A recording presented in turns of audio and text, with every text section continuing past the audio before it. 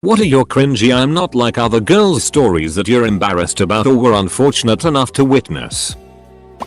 I always loved dolls and dressing up as a kid. I would spend all my free time playing with my dolls. But when I went to school I would scoff at the other girls for playing with dolls. I wanted to be seen as tough and cool. Spoiler, I was neither of those things. For my 10th day, my parents worked together to build me some doll furniture.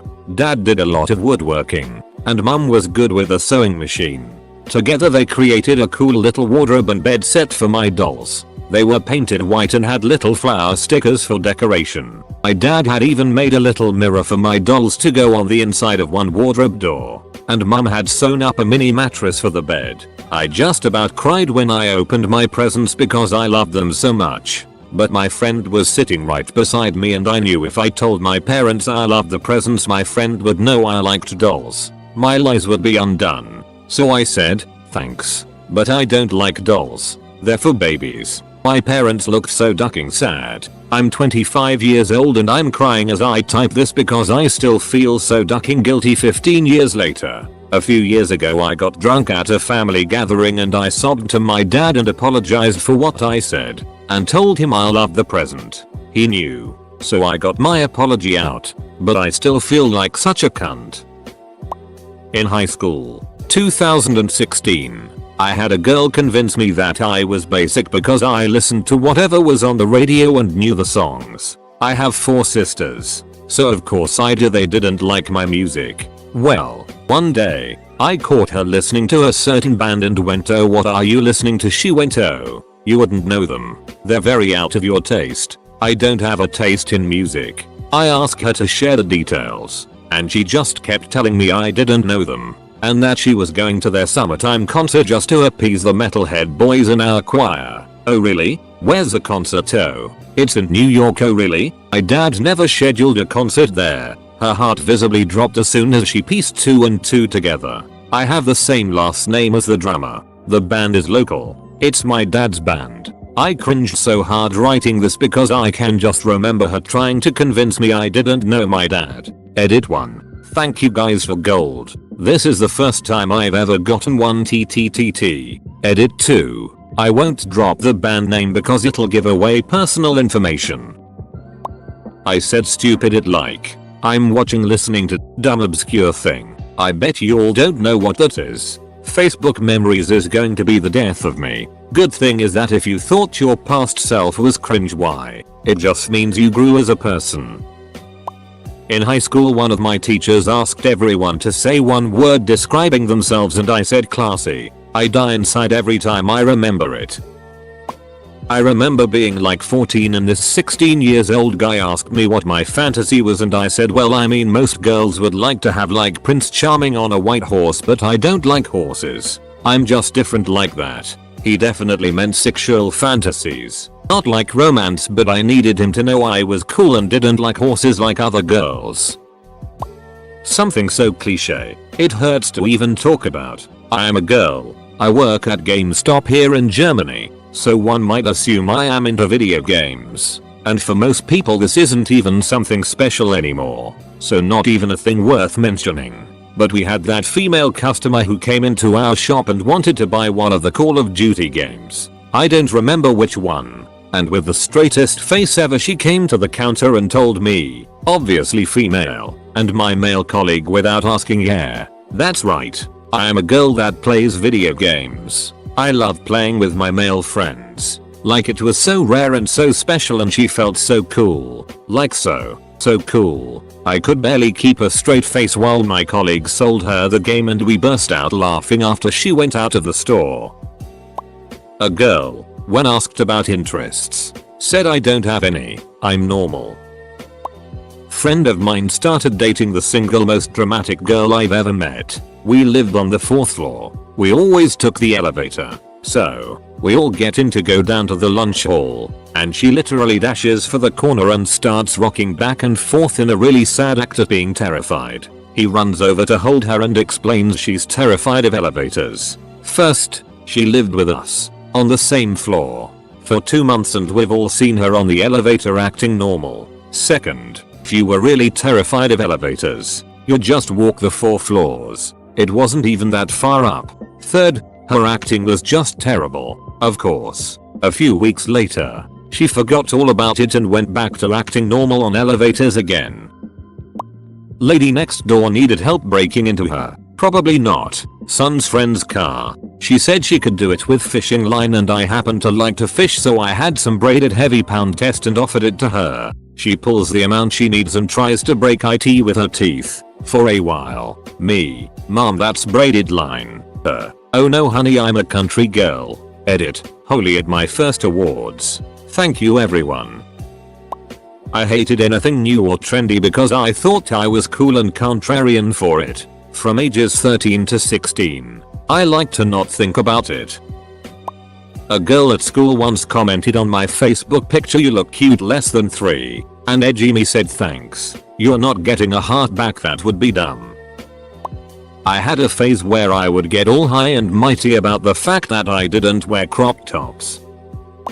I spent my middle school years wearing fake coontail extensions and saying I'll kill you to anyone who tried talking to me, especially other girls. I don't know what the duck was wrong with me, but I'm still lying awake at night replaying it all a decade later. Edit. To answer a few questions. I guess I thought it made me cool and mysterious. I also bragged about not having any friends for some reason. I was a Girl Scout at the time as well, and it was so bad the troop leader suggested I find a new troop. I was very odd and standoffish. I had severe undiagnosed anxiety, and I never really developed basic social skills as a kid. Around 16 I finally realized how itty I was and dropped the weird fake mean persona. I'm a well-adjusted adult now. And to clear this up, coontails are not race related. Its hair dyed in a striped pattern to resemble a raccoon tail. I had one pink and one blue that I insisted were real, and my bangs were bleached. I was a mess inside and out. LMAO.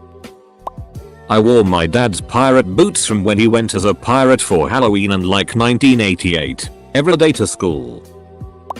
I wasn't like other girls because I loved hats. Top hats. Specifically. For like a year in 6th grade I think I wore a top hat to school and I thought I was the it. It's funny now, but oh my god did I cringe for years after it. Oh geez. I thought I was a stoner after the first time I smoked weed. I bought this Bob Marley shirt I wore all the time and done rasta colored bracelets and I felt so cool. Passed out on a rock band drum set after smoking a blunt like it was a cigarette and decided that wasn't the life for me. I was my best friend's maid of honor a few years back and we were wedding dress shopping, and this one quirky bride came in was like, whatever dress I get has to go with my red chucks. I am not one of those girls who wear heels. I've always been different. And the shop lady was like, actually, second to a traditional heel or ballet flat. Chucks are a super common choice for our many low maintenance brides. And her whole attitude just deflated.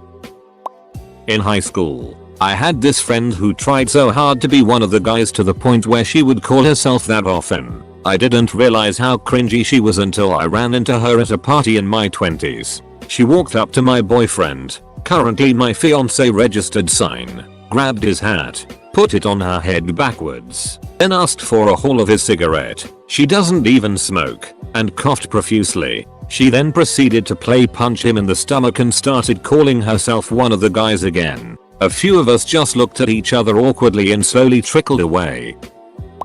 I wanted to be emo, but my parents wouldn't let me dye my hair or buy me new clothes. So I was just an ugly middle school girl with a ratty attitude in Bobby Jack outfits. Edit. I can't believe how much this blew up overnight. Thank you kind internet strangers for the awards and for sharing your emo stories as well. I used to think I was a natural witch after watching The Craft for the first time. It was so cringy. The moodiest middle schooler ever. I miss it. Girl in uni said she wasn't like other girls cause she could hold her liquor like a man. So went shot for shot with this big dude. People tried to stop her, but she was gonna prove herself. She kept saying she was fine. Finally, when she flat out passed out and we ended up having to take her to the ER for what was alcohol poisoning, was pretty clear she was just super stupid in that moment. I thought I was not like other girls because I didn't drink or party. I thought I was above my classmates who did. In reality, I was just jealous because I was never invited. Probably because I was such a snob. I was a total pick-me and I cringe when I think about it. I was fortunate enough to witness this one. My now wife and I, UK nationals, were living in Uganda for a time. In about 2000, while she did some studying, we tried to travel around the country as much as possible whilst there. Anyone who travels anywhere at all has met travelers. The cliches. The people who've been everywhere, seen everything and done it all before anyone else did it, at half the cost and with the full approval of the local people. Assholes. Basically, one time we were at a little town on the shores of Lake Victoria. You could catch fishermen's boats from this place out to an archipelago called the Cess Islands, I think. You needed to be carried to the boats by a local porter due to a parasite in the water. The locals had this parasite from childhood and lived with it okay, but it's not good to catch it. I did. It wasn't. There were a few Westerners in a cafe type place, waiting for boats. One guy, Dave, we knew from other trips. He was great. He'd traveled a fair bit but was totally naive and believed anything people said, in a nice way. He always wanted to hear people's stories and was open to anything he was told. Another person was one of these traveler types. Dreadlocks, tie-dye pants, you know the type. She said something like, I've traveled every way known to man, but I've never been carried by a person. I'm looking forward to completing my list. Dave said and totally meant it, which gave it a devastating power really. That must be awesome. What's it like on a submarine? Watching her flounder, prevaricate, and finally have to answer her. I've never been on a submarine was way more enjoyable than it should have been. I am a more worthy person. I'm not though. So it was great. Edit. Thank you for all the awards and upvotes. Sorry if I offended anyone talking about reds and tie-dye as if that constitutes a person's personality. Of course, it doesn't. A poster below explains what I mean better than I did. It's someone who thinks everyone else is a tourist but they, and only they, and their friends, are genuine travelers. Physical appearance has nothing to do with it, but there is, always, a kind of uniform that many wore. Sorry to dread and tie-dye wearers. People have asked about the parasite. Yes, it was schistosomiasis and is easily treatable with a tablet. You get carried on the shoulders of a porter to a long canoe type boat with an outboard. I got it. Maybe from being splashed. Maybe from swimming in the lake out at the islands. There's another story to tell about that. But another time, where the water was supposed to be clear of it. This is the place and type of boats. I started noticing the effects when I was back in the UK. I was having night sweats and delirium and just feeling very drained. Alcohol made it worse. Luckily I had bought the treatment before I left, so used that and all was fine. I think people who live with it find a kind of equilibrium and don't feel too bad. I did though. It was pretty rough for a week or so until I put 2 and 2 together. I was glad I had the treatment. My now wife was working with MacLeod University in Kampala. She was finishing her masters at Imperial College, edit King's College, oops, London, and was studying water quality. She was researching using a series of ponds with specific vegetation in each one to clean sewage water, a natural treatment plant. If you like, you can see how they would be useful in poorer countries. We spent a lot of time sampling literally, water at sewage plants. So that was nice. They turned out to be very effective if maintained properly, but the ones we were looking at weren't. We were there for about 5 months. In the year 2000. I don't have any cringe stories. I'm not like these other redditors. I'm 29, so I lived as a preteen teen during the peak AIM days. Putting up away messages with it. Eating dinner with your family, let the world know. BRB, let them know. Taking a shower, tell everyone. One of my away messages for just that was save water. Shower with me with the kissy face that had the little beauty mark for some reason. OGAIM users, you know the one. I was honestly like 11. Literally had never kissed a boy. Guarantee I was also still wearing overalls, keds, and bucket hats. I'm a 4th grade teacher now. And I realize now that I was an actual baby at the time. I cringe just thinking about it. Overall, I would really like to go back in time and smack some sense into me. There was a point in my life when I felt like I'm not like other girls if I 1. Don't complain too much. Not be too emotional. Have no strong opinions about anything. and basically go with the flow as much as I can. This lead to having no boundaries and a lot repressed mental health issues on my part. 2. Can be a jack of all trades and knowledgeable about many different hobbies and interests. This lead to having a lot of equipment I barely use anymore, spending a lot more money, and I feel like I can never get past the basics of everything, which made me lose my sense of self. 3. Basically didn't have my own identity and I could be any girl you wanted me to be. I'm not like other girls because I am all girls. I'm Whitney Houston. I'm every woman. Edit. Wow. It's both humbling and concerning, knowing so many people feel similarly. I guess we're all Whitney on this blessed day. Full stop. I used to think I was so cool for not knowing how to order a Starbucks drink because I just drink regular coffee. By the way, I've always hated black coffee. I probably had most of my cringe moments as a teenager. I used to think I was cool because instead of using MSN or MySpace to gossip with schoolmates, I was on Icon playing Counter-Strike or Diablo 2 with my online buddies. I only listened to metal and I always wore black clothing while decking myself out in chains. Haha. On the plus side, with social media being in its infancy, most of my blunders have long been forgotten or were never immortalized online. I still have some quirky interests, I guess, but I don't shy away from the mainstream either and now like to think of myself as a reasonably well-adjusted lady. I think everyone gets a pass for cringy teenage behavior phases. I was definitely one of those girls who was certain I could drink with the boys, which because I'm tall, I could drink more than some but nowhere near a heavyweight. I told myself I hated pink, polka dots and sparkles, refused to go near any of it, even though I secretly loved them. I thought I could pass off as a cool girl by being able to talk about video games. Of course, as a little sister, I never played any of them. I would just watch. It's honestly so frustrating that so much of my personality was essentially hidden for most of my teen years simply because I didn't want to be seen as weak. Weird how society defines anything girly as weak. I tried to melt a plastic spork into a bracelet. With almost everything I did, I felt proud of myself for supposedly not being like other girls. I didn't wear the same types of clothes other girls wore. I didn't wear makeup. I was so unique because I liked anime. All that kind of stuff. I tried way too hard to make friends with guys because apparently I thought they were better than girls. For some reason, I do cringe looking back on it, but I also feel sad about it. Girls shouldn't feel pitted against each other.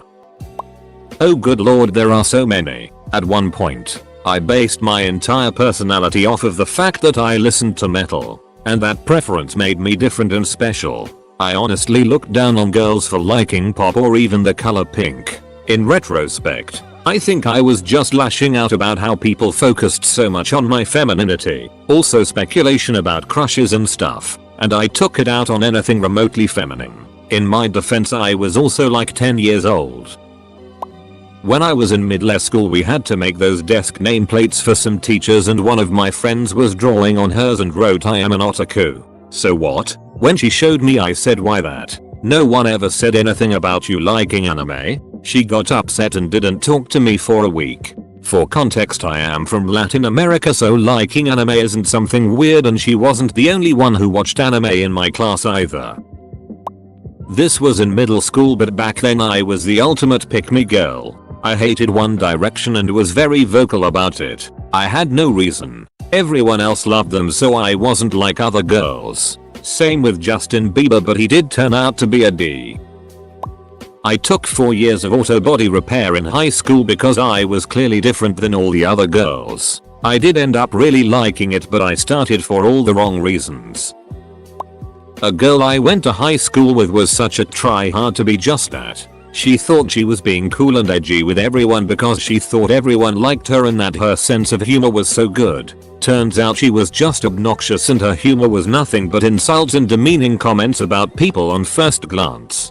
Biggest cringe moment was when we were trying out for soccer. Some of the men's soccer team were volunteering at the tryouts to help the coaches, taking notes, running drills, starting warm-ups, etc. And I was friends with them, either by classes or mutual friends. This chick got so butthurt at the fact that I was having a conversation with someone that she actually inserted herself into every conversation she saw me having to try and make herself look better and insult me. I brushed it off and moved on because I don't have time for that. Second biggest cringe was that she started a rumor that I was ducking a guy I was good friends with and that I was a slut. Turns out she didn't bother checking if he was in a relationship. He was in a 5-year relationship at that point. He called her out and told her that was the last straw and stopped being friends with her. Ended up making a lot of people feel real shady about her after that. I played the ukulele and sang like a stereotypical wannabe manic pixie dream girl. I also tried to get into riding a motorcycle, but broke my foot on it on a motorcycle safety course designed to teach new riders how to ride. I refuse to even be a passenger on one of those things now. So freaking different and adventurous. SMH. I want to punch the teenage version of me in the face sometimes.